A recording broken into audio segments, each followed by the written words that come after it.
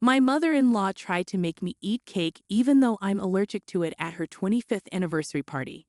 Now she's sorry because of something my husband, Phil, did. I'm 27 years old, and I married my husband, Frank, who is 30, about a year ago. We've been together for 2 years. I've met his family many times, and we used to get along well. But recently, when we were visiting his parents, we started talking about kids. I mentioned casually that I don't want to be a mother. My husband and I have talked about this before, and we both agree that we don't want children. My mother-in-law, Sharon, who is 52 years old, started talking about having kids during dinner that day. When my husband and I said we didn't want kids ever, she tried to change our minds, especially mine. She kept trying for a couple of days until I told her we weren't interested, and neither was my husband. After that, I didn't want to talk about it anymore. I told her clearly, but she didn't seem to like it. She started acting cold and strange towards me whenever I was around. My father-in-law, Ben, who is 53, didn't seem bothered, which made me feel relieved. I talked to Frank about Sharon's behavior, and he said she was just upset and would probably get over it because it's not her decision whether we have kids or not. It made me feel better to discuss it with Frank. Since we still had to visit his parents because Ben wasn't doing well, I decided not to make a big deal out of it.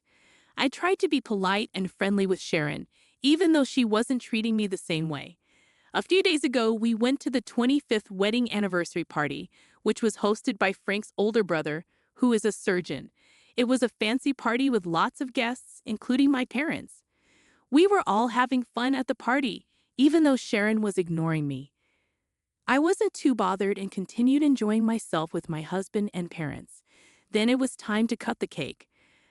I knew I couldn't eat it because it was chocolate peanut butter, and I'm severely allergic to nuts. It was a nutty cake, which seemed fitting for Sharon's personality. She cut the cake with Ben, and we all applauded. It was a nice moment. Everyone got a slice, but I didn't take any because of my allergies. Nobody questioned it because they knew about my allergy. I didn't mind missing out on the cake, but Sharon made a big deal out of it.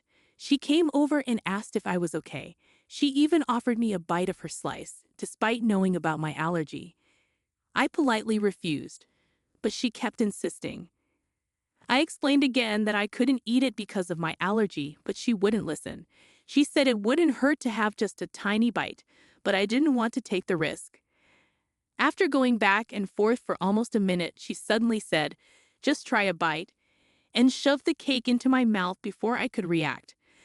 I spat it out right away and had to use a tissue from Frank to get rid of any leftovers. It was gross, and I was still sputtering as I rinsed my mouth while Frank scolded his mother. After about 30 seconds, I calmed down enough to talk to Sharon. I told her off, saying what she did was crazy, and I wasn't coming back because something was seriously wrong with her. I reminded her that just because I didn't want kids didn't give her the right to treat me badly. It didn't matter what she thought about me having children. What mattered was my and Frank's decision. Trying to make me have an allergic reaction just because I didn't want kids was totally crazy. I knew her actions were really about control, and I wanted her to know I wasn't afraid of her. She tried to defend herself, saying she didn't realize my allergies were so serious. That was a complete lie, and she knew it. We'd known each other for almost 3 years, and she'd cooked for me many times. She was well aware of my nut allergy, so her claim of not knowing was absurd. I told her straight out that I didn't believe her and called her a liar. She lost her temper and accused me of lying about my allergies and about my husband not wanting kids. She insisted he wouldn't deny her the joy of being a grandma. She even went as far as to suggest I was faking my allergies for attention and that I might be infertile, which pushed me over the edge. I grabbed some cake from Frank's plate and smashed it in her face, asking her how she liked it. Then I stormed out, not waiting for anyone. Frank, my parents, and I left together. The car ride back home was silent. We dropped my parents off and returned home without speaking for about an hour. I think Frank waited for me to calm down before talking to me. In the evening, he made us some coffee, and we finally sat together in the living room to talk about what happened at the party. I started by saying sorry, even though I knew I wasn't at fault. I felt embarrassed for losing my cool. Frank reassured me that it was okay because he knew I wasn't to blame. He then mentioned that the people who stayed at the party filled him in on what happened after we left. Apparently, Sharon started crying when Frank left with me instead of staying with her. She played the victim, and her family believed her, saying awful things about me and accusing me of trying to separate Frank from her. Surprisingly, Ben, who usually avoids family drama, spoke up this time.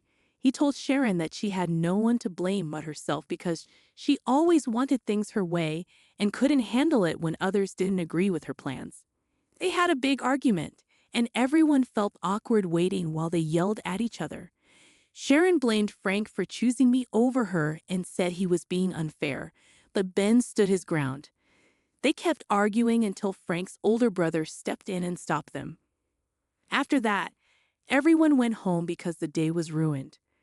One of Frank's cousins recorded the fight, and it was good to see Ben supporting us. She and a few other relatives are on our side. Frank's brother thinks I should apologize because he thinks I overreacted. He believes I shouldn't have brought up personal issues on their anniversary and made it about me and not just Frank. Sharon's family also wants an apology. They say the fight wasn't about us not having kids and that I shouldn't have brought it up. They think I should have just left after the cake incident instead of causing a scene. They blame me for the fight between Ben and Sharon. Frank defended me and said I wouldn't apologize because it wasn't my fault. But they still blame me for ruining the anniversary party and causing the fight between Ben and Sharon. They're not talking now. Sharon left after the fight, and Ben hasn't called her back. So I feel bad for fighting with my mother-in-law on her anniversary because she tried to force-feed me cake. Update 1. Thank you all for your comments. Frank and I appreciate the support and the many people who agree that we're not to blame here. I did feel a bit guilty when I found out that Ben and Sharon weren't talking after their fight. But after reading your comments, I realized it wasn't my fault. It was Sharon's fault. She made her own party all about me, or rather, about her issues with me, which is even worse because it was supposed to be a celebration of her marriage. She deliberately tried to feed me cake she knew I was allergic to, just because I said I didn't want kids. Then she played the victim when things went wrong, as if she wasn't the one causing trouble by trying to trigger my allergy because I didn't want to give her grandchildren. But no one owes her grandkids. She ruined her own party, plain and simple. I don't owe her anything, not even an apology or grandchildren. It's been a few days, and Frank's brother and some other relatives keep texting him with updates on how miserable Sharon is, always hinting that it's our fault. He hasn't responded to any of their messages and is just ignoring them. But he hasn't blocked them either because he thinks Sharon might react strongly, and he wants updates in case things get too intense. Meanwhile, Ben seems fine. We visited him the other day, and he seems unaffected by Sharon leaving. He told us that he hadn't said anything to her for a while, even though he noticed she was getting too controlling. He warned her multiple times, but she never listened. When she started crying at the party, he couldn't take it because he saw through her and knew she was just seeking sympathy after causing trouble. So he called her out and she left. He said he knows she expects him to apologize, but he won't because he's tired of constantly apologizing for speaking his mind. If after 25 years of marriage she can't handle honesty, then maybe they shouldn't be married. Update 2. A few things happened since the last update. Firstly, Sharon contacted Frank, demanding to know why he visited Ben but not her. It seems like the neighbors must have seen us and reported it. Frank explained that since the fight was her fault, he thought his father needed him more, as she seemed more interested in sympathy than resolving things. This offended her, and they argued over the phone. Strangely, she started blaming me for turning Frank against her, as if she wasn't already doing that herself. Despite Frank explaining it was his own decision, she insisted it was my fault. She seems to have a vendetta against me just because I don't want kids, which is absurd. I told Frank I didn't want to talk to her anymore, and he agreed. There's no point in reasoning with her. She's beyond that. The second thing that happened was we went to Ben's house yesterday evening, and for the first time, he offered us drinks. Ben doesn't usually drink because of his health, so we were hesitant, but he insisted. It turns out he talked to a lawyer about getting a divorce. It's a big decision after 25 years of marriage, so we asked if he was sure, but he seemed indifferent and not even upset. Frank was surprised by the news and needed time to absorb it, but Ben assured him it was the right choice. He explained he'd been unhappy for a while, and Sharon was becoming unbearable to be around. When we asked how long he'd been thinking about divorce, we expected him to say a month or two, but he shocked us by saying almost 10 years. He explained that when Frank was 20 and about to finish college, he thought it was a good time for Frank to join his brother in a new business venture. They had discussed it for a while, but Ben couldn't commit due to his family and financial responsibilities. However, after Frank graduated, he was ready to quit his job and start the business. But Sharon thought it was a bad idea and convinced him to back down. She argued that the business might not succeed, and Frank needed a stable job first before taking such a risk. We were really saddened to hear Ben speak like that, so Frank and I decided to talk some sense into him. We kept urging him to reconsider joining his brother in a business venture, emphasizing that it's never too late to pursue one's dreams. It may have sounded cheesy, but eventually, we convinced him to at least reach out to his brother and discuss the opportunity. As for the divorce, we're fully supportive of him. Sharon can't continue to control everyone's lives and expect no consequences. Her treatment of Ben was unfair, and her recent behavior towards us was also unacceptable. She needs to understand that she can't bully people into doing what she wants.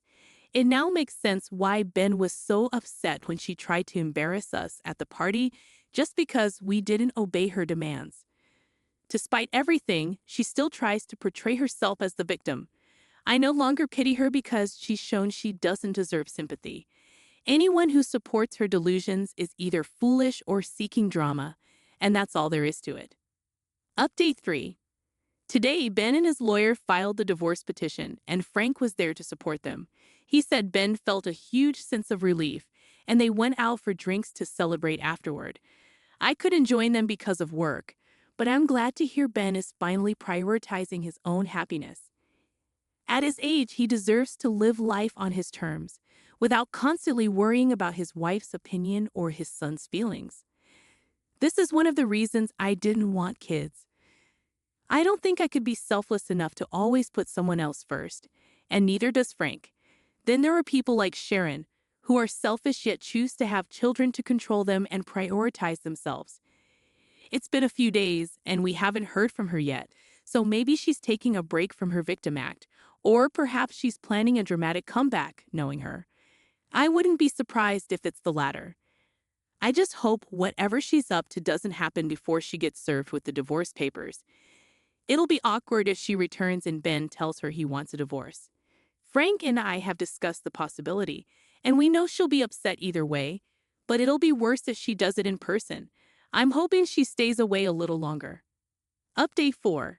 So Sharon got served with divorce papers a few days ago, and predictably, she had a meltdown. Surprisingly, though, she didn't direct her anger at Ben. It was aimed at me. I never expected her to involve me in their marital issues, but she went online and made a post claiming that I manipulated Ben into leaving her and that we were all celebrating because I had won and she had lost. I never saw it as a competition, so her perspective is unsettling. She didn't even talk to Frank or Ben before making the post. Instead, she accused me of ruining her life by turning her loved ones against her. It's strange, considering she's much older than me and is technically my mother-in-law. She even expressed disappointment in Frank and Ben for supposedly falling for my manipulation and deception. It's bizarre how everything in Sharon's life seems to center around me now, which is honestly pretty creepy. Frank and I have both blocked her, but her relatives keep texting me, calling me evil. It's sad because they think it bothers me, but it actually just makes me chuckle at how foolish they're being. Even if I were some kind of master manipulator, I couldn't force someone to leave their spouse unless they truly wanted to. It seems like they're forgetting that and just want to paint me as the villain. Ben has apologized for their behavior, even though he has no reason to apologize to me. It's all Sharon's doing. But I appreciate his kindness, especially since it's rare in Frank's family.